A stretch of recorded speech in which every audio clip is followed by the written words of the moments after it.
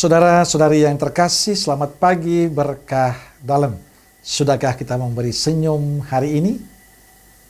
Rabu 17 Agustus 2022, Hari Raya Kemerdekaan Republik Indonesia yang ke-77. Salam sukacita dan salam sehat untuk kita semua. Kita awali permenungan kita hari ini dengan tanda kemenangan Kristus dalam nama Bapa dan Putra dan Roh Kudus. Amin. Permenungan kita diambil dari Injil Matius bab 22 ayat 15 sampai 21. Kemudian pergilah orang-orang Farisi. Mereka berunding bagaimana mereka dapat menjerat Yesus dengan suatu pertanyaan. Mereka menyuruh murid-murid mereka bersama-sama orang-orang Herodian bertanya kepadanya, "Guru, kami tahu engkau adalah seorang yang jujur, dan dengan jujur mengajar jalan Allah. Dan engkau tidak takut kepada siapapun juga, sebab engkau tidak mencari muka. Katakanlah kepada kami pendapatmu. Apakah diperbolehkan membayar pajak kepada Kaisar, atau tidak?" Tetapi Yesus mengetahui kejahatan hati mereka itu, lalu berkata, "Mengapa kamu mencobai aku, hai orang-orang munafik? Tunjukkanlah kepadaku mata uang untuk pajak itu." Mereka membawa suatu dinar kepadanya. Maka ia bertanya kepada mereka, "Gambar dan tulisan siapakah ini?" Jawab mereka, "Gambar dan tulisan Kaisar." Lalu kata Yesus kepada mereka, "Berikanlah kepada Kaisar apa yang wajib kamu berikan kepada Kaisar, dan kepada Allah apa yang wajib kamu berikan kepada Allah." Merdeka, merdeka, merdeka. Saudaraku terkasih, bersama seluruh anak bangsa, kita merayakan hari kemerdekaan bangsa yang kita cinta ini, yang ke-77. Kita syukuri rahmat kemerdekaan ini. Maka saya ingin mengajak saudaraku semua sebagai warga negara, luangkanlah waktu kita 1-2 menit hari ini untuk mensyukuri rahmat yang Tuhan limpahkan kepada bangsa kita, tapi sekaligus mendoakan bangsa kita, mendoakan seluruh anak bangsa ini agar membangun semangat kerukunan, sukacita, kebersamaan di tengah-tengah bangsa kita ini.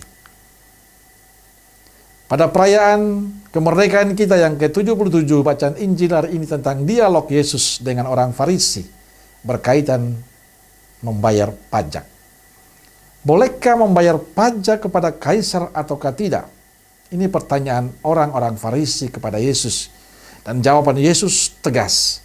Berikanlah kepada Kaisar apa yang wajib kamu berikan kepada Kaisar, dan kepada Allah apa yang wajib kamu berikan kepada Allah. Yesus ingin menegaskan identitas kemuridan kita di tengah hidup bernegara, di tengah hidup bermasyarakat kita. Sebagai orang beriman, sebagai murid Kristus, tuntutan dan perwujudan iman kita harus nyata dalam kehidupan bersama dengan sesama kita yang lain. Di mana kita tinggal, di mana kita berada. Iman mesti hidupi dalam sikap dan cara hidup dan perbuatan kita di tengah kehidupan ini. Hidup beriman kita tidak boleh menyampingkan kehidupan bermasyarakat.